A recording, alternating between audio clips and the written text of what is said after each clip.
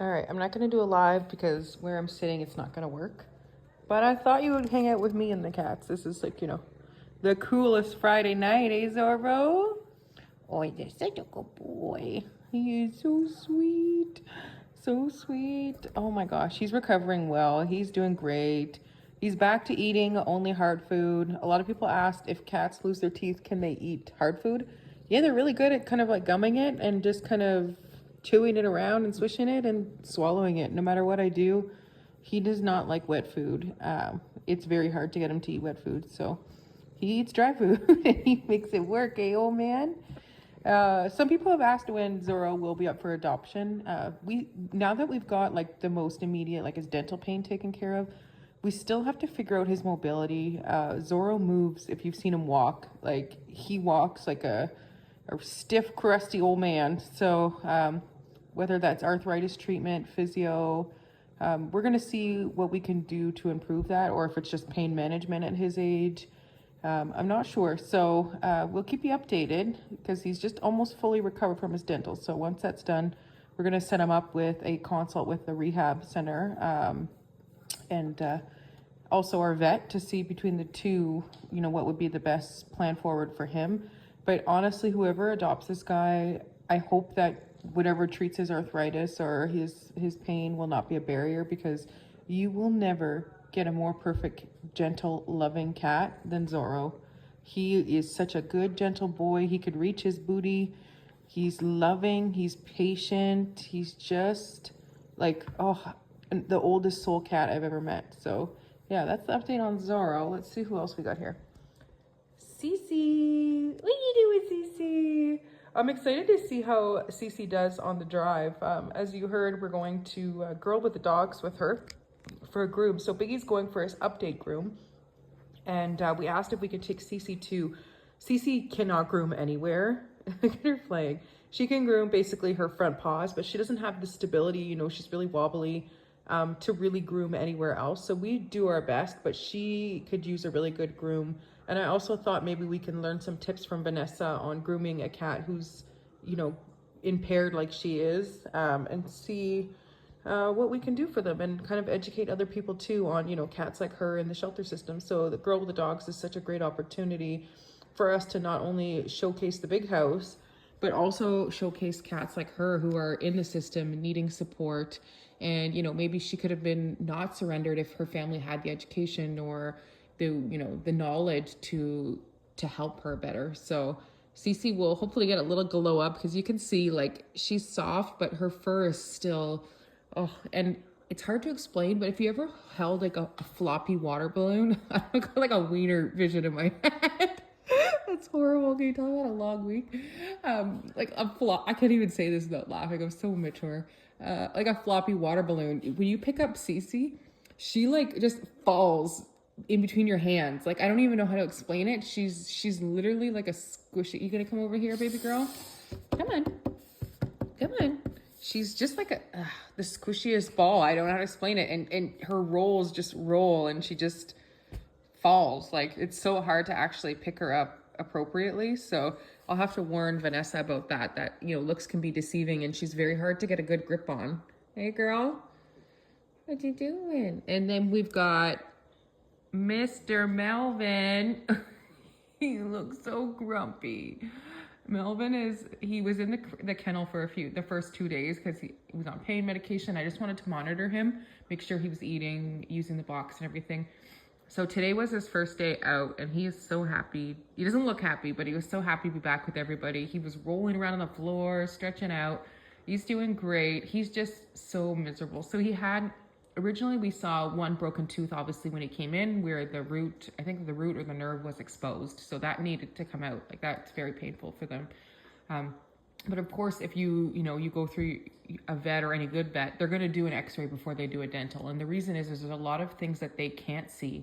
A lot of like resorptive lesions and things like that start below the gum line. And that's basically where like the root kind of, I don't know how to explain it in like medical terms, but I believe it's when it all falls apart. Like it just like rots out. Like the lesions just eat away at the tooth. So the tooth above the gum line might look okay, but they're actually in a lot of pain below the gum line, where the roots and all of their structures are. So unfortunately for him, he had a ton of, basically there was nothing left below the gum line. Like I'm surprised he had some left, teeth left. So I think he's got at least 3 left.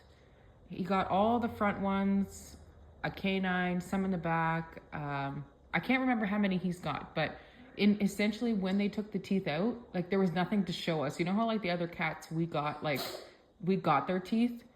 There was no teeth to show for him because it all basically fell apart. It was so quick for the vet to be able to take them out, which is usually not the case. And it's because they were so damaged below the gum line. So he's definitely going to be feeling a lot better. He's one of those cats who really, like most cats don't show pain, but he is very, very wise in that he doesn't want to show any weakness, any vulnerability. So I can't wait to see him feeling a bit better and more like himself. But right now he just looks like the crankiest man I've ever seen. So I feel bad, but he's on pain meds.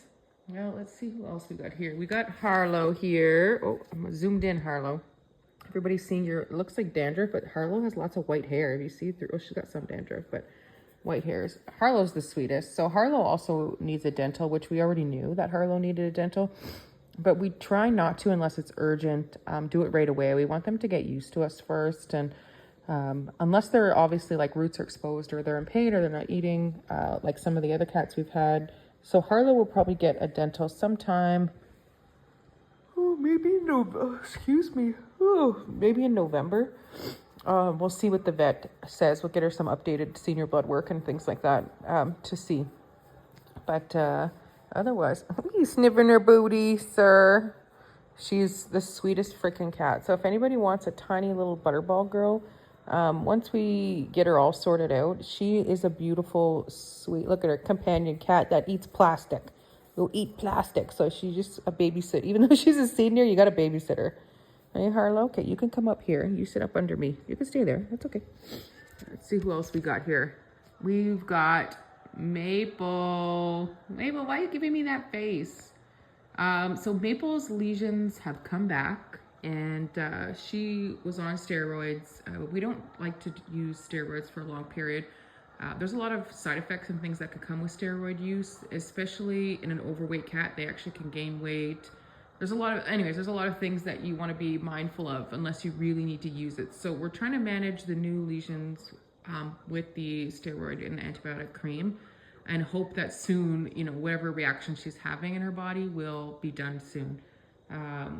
She is due for her next injection of her arthritis meds next week. There are some things we can do, like try a trial of the meds with like an antihistamine or like an allergy medication with the med and see if we can keep her on the medication. Because we don't know for sure if the medication is the reason why she broke out on her neck like that. There are some cases of that with that medication. Our vet did report it as an adverse reaction.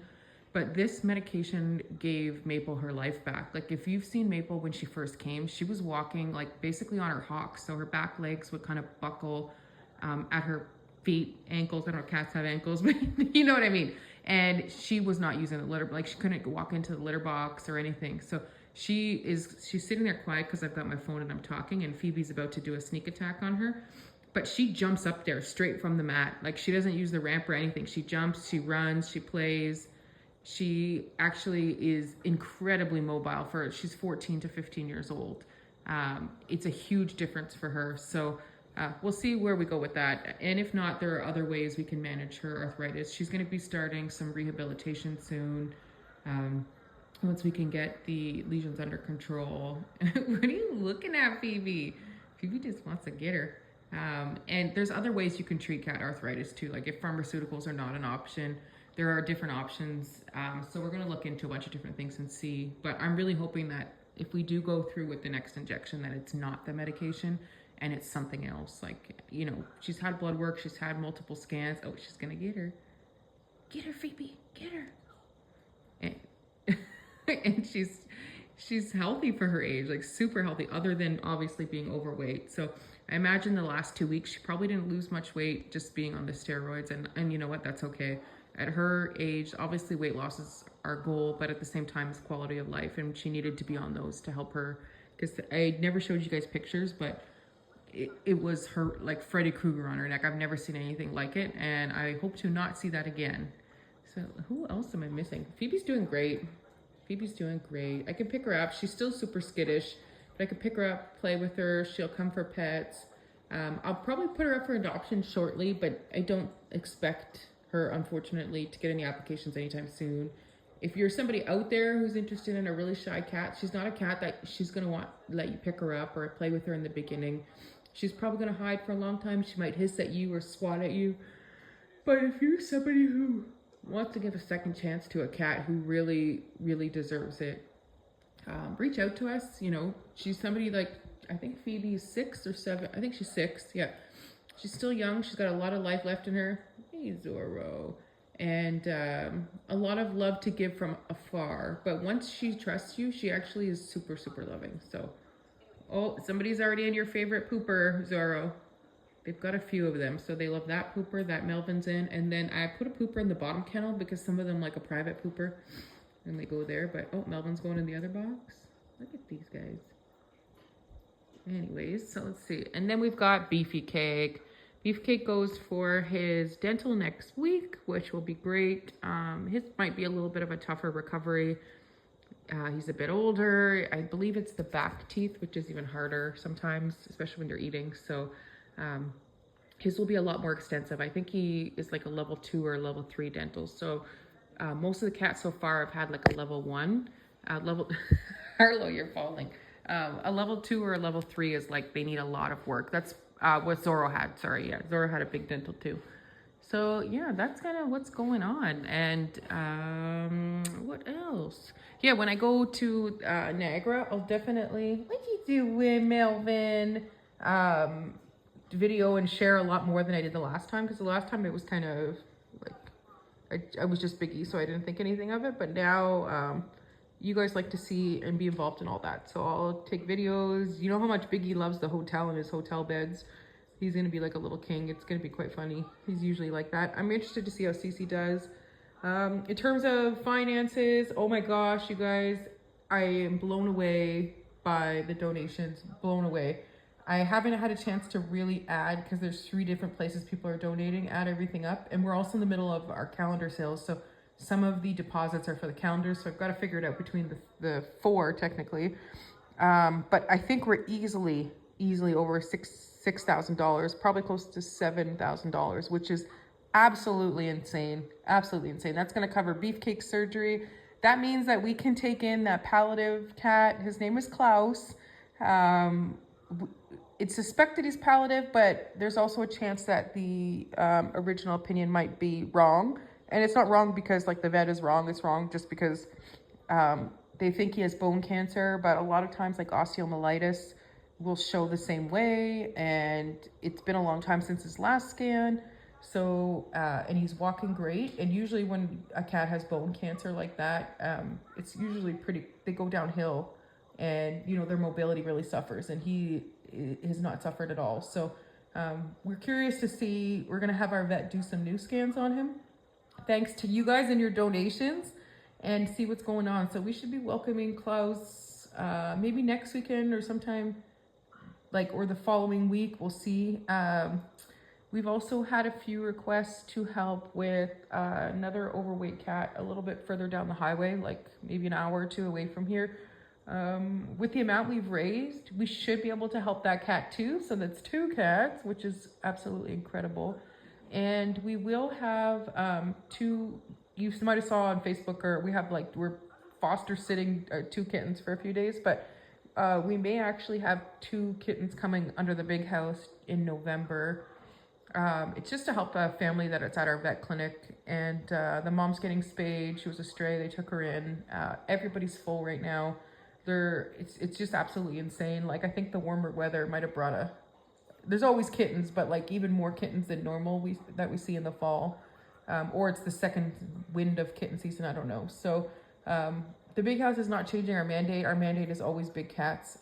It's just when I have time, and if it's mostly through my vet clinic. My vet clinic needs a little bit of help with their clients. They do so much for us. So we'll have possibly 2 little guys in November, and they won't be here that long. I mean, kittens get adopted pretty quickly. We'll get them neutered, vaccinated, all that fun stuff. And I don't know if they'll come into the sanctuary or they'll come into my house. Probably my house, because these guys are seniors and they probably don't want any kittens in the house, in the sanctuary. And Biggie likes the cats in the house, so Biggie can take care of the little babies for us. But yeah, I haven't done like a sit with me and chat with me in a long time. That's an update. It's pretty quiet in here with all of our adoptions. Oh yeah, adoptions. Holy shoot, it's 15 minutes already.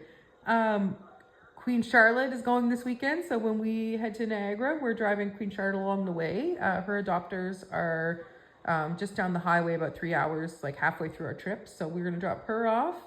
And we possibly have an adopter for Tuxie. So we're going to do a trial with Tuxie and see how that goes. So that'll be Tuxie and Charlotte. And then we'll be down to just a few. So Melvin will probably go up for adoption soon once he's recovered.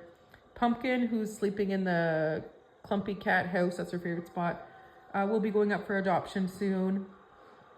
I just want to see her weight loss, like I said, 2 more weeks and maybe her booster shots.